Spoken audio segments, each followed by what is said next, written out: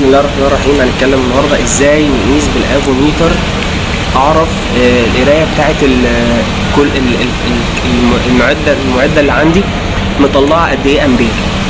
اول حاجه اللي هتبص كده على البقره دي، فانت عندك من فوق من هنا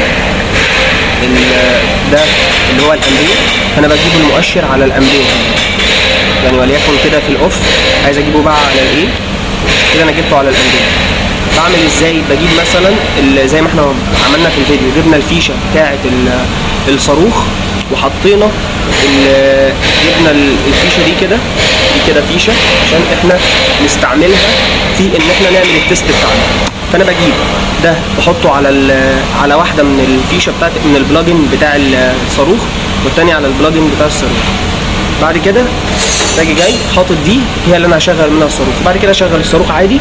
بعد كده جايب الافوميتر بتاعي عامل دي كده وحاطط ده كده، هو بيبدا يديني القرايه.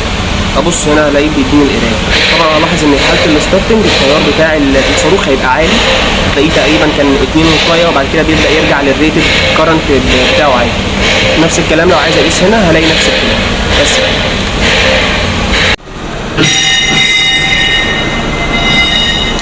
هنزلها كده بالشكرتون.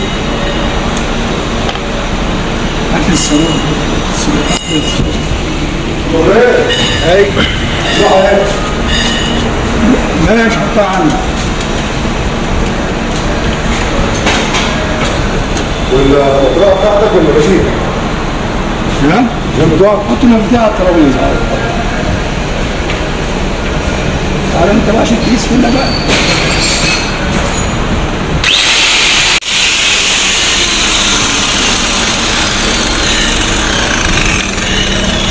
عايزين بس نشوف القرايه كده. 1.8. بشوف كده على الجهاز الثاني. تاخد الستارتنج بتاع من 10 بينزل اهو. لما في حاله الستارتنج التيار بيكون عالي اهو. بص نجرب على السلكه الثانيه كده. بعد كده بيبدا يقل.